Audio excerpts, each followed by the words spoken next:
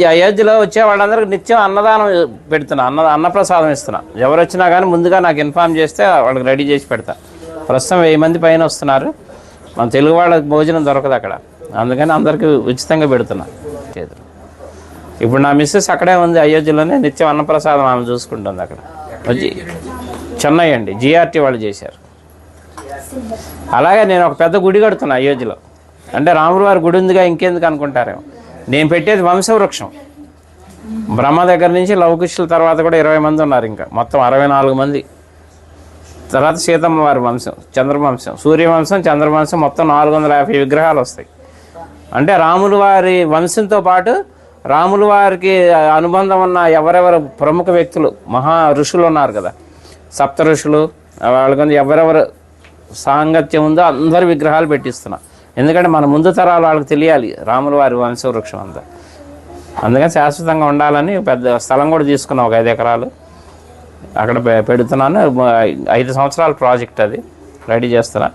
అలాగే ఇప్పుడు అయోధ్యలో అంటే మన తెలుగు వాళ్ళ తరఫున నేనేం పని చేసినా తెలుగు వాళ్ళ తరఫున చేస్తాను. అయోధ్యలో వాల్మీకి ఎయిర్పోర్టు, ఇక నేను వెళ్తూ వస్తూ పోతూ ఉంటాను కాబట్టి 2-3 సార్లు చూశాను, కానీ నాకు ఎందుకో లోటుగా అనిపించింది. అక్కడ ఒక విగ్రహం పెట్టిద్దామని గవర్నమెంట్ని అప్రోచ్ అయితే పర్మిషన్ ఇచ్చారు, సెంట్రల్ గవర్నమెంట్.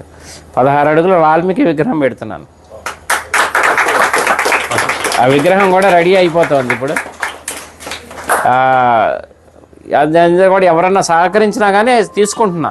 ఎందుకంటే భక్తి నాకు ఒక్కడికే కావాలని కాదు, పుణ్యం అందులో అందరినీ భాగస్వాములు చేయాలి. ఎందుకంటే దైవ కార్యం, అందుకని ఎవరన్నా చేస్తే వీళ్ళున్న వాళ్ళు చేయొచ్చు.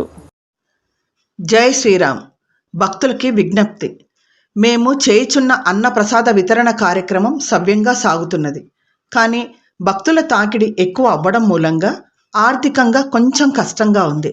కావున భక్తులు పెద్ద మనసుతో అర్థం చేసుకొని ఈ కార్యక్రమం సవ్యంగా జరిగేలాగా మీ వంతు సహాయం చేయగలరని విజ్ఞప్తి చేస్తున్నాను.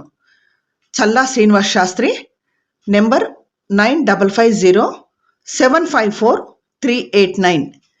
ఈ నెంబరు ఇదంతా కూడా డిస్క్రిప్షన్లో పెడతామండి.